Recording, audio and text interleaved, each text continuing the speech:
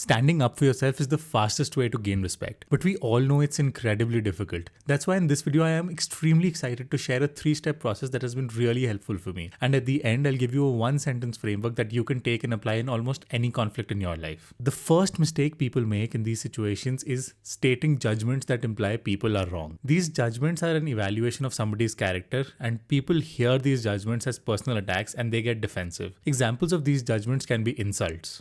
You're a laboratory experiment, Rogers. Everything special about you came out of a bottle. Or they can be negative labels. Jesus, Brooke, you're acting crazy again. Don't you call me crazy. I am not crazy. I didn't call you crazy. Just I didn't did. call you crazy. No, I didn't. I said you're acting crazy. All I ask, Brooke, is that you show a little bit of appreciation. That I just get 20 minutes to relax when I come home instead of being attacked with questions and nag the whole damn time. You think that I nag you? That's all you do!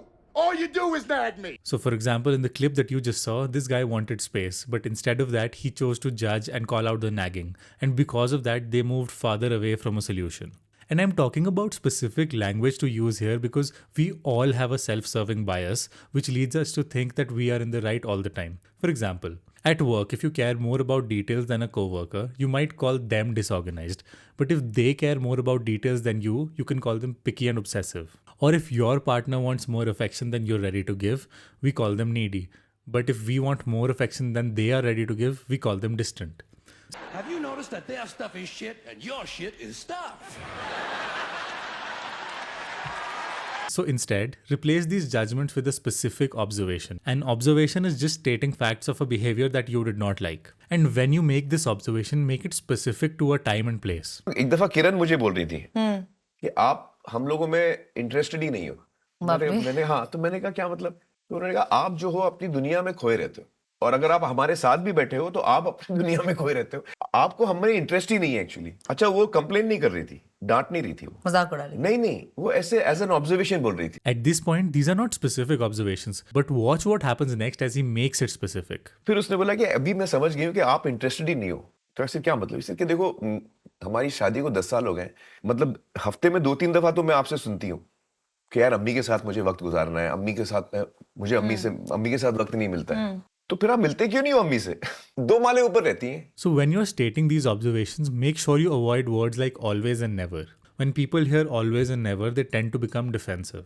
You always made me aware of what I was doing wrong, how I was falling short. Life with you was joyless. For example, instead of saying you never listen to me, try saying the last 3 times I tried to talk to you, you didn't want to talk. This brings us to the second mistake people make, using language that denies responsibility for emotions. I believe that we are 100% responsible for our emotions. Yes, other people can trigger emotions in us, but they can never be the cause of our emotions. But the good news is, if you are 100% responsible for your emotions, then you can choose how you interpret them. Emotions are neither good or bad, they just exist. What makes them good or bad is the story we attach to them. When we deny responsibility for our emotions, we attach a story to them that's not true. Here's a fantastic example of Tom Hardy taking responsibility for his emotions with his language in real time. The words method acting always trigger I feel like responding to that with a He switched from makes me feel, which is a phrase that indicates a denial of responsibility, to I feel like, which owns responsibility for his emotions. This is step 1 to taking responsibility. Here's another example. Watch his language as he's talking about his emotions. In the middle of COVID, I went through this emotional moment where I felt I've given my whole life to this world of cinema and I've not been there for my family. So at that time, I felt a lot of guilt, I didn't feel good about what I had done. At this point, you figure out a behavior you don't like and you figure out how you feel about it. Then you make a clear request about what you want. People make the mistake of making a request first without expressing how they feel, and this again doesn't work in changing behavior. Because when you don't express how you feel first, people think you are making a demand. Here's an example of what not to do from Breaking Bad. Right now, what I need is for you to climb down out of my ass. Can you do that?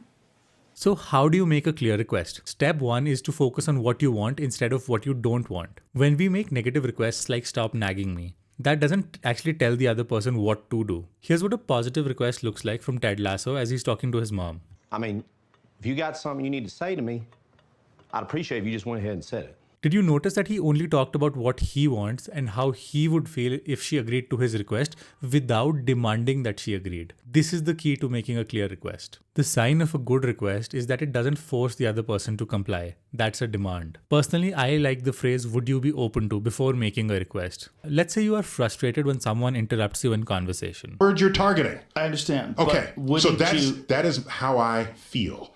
You could call them out and say, stop interrupting me. Or you could use this process and say something like, when you cut me off when I'm speaking, I feel frustrated. Would you be open to waiting till I'm done talking so I can listen to you? Here's another example of a question you can use when you're trying to understand the other person. Help me understand what you like about this. So here's the one sentence framework that I promised in the intro. You say when and then state your observation. Then you say I feel and then you state your emotion. And then you end with would you be open to, and then you make your request. I hope you found this helpful. This entire video was based on nonviolent communication by Marshall Rosenberg. I'll link to it in the description and I highly recommend you check it out. Please subscribe to this channel so I know to make more videos just like this. Thank you so much for watching.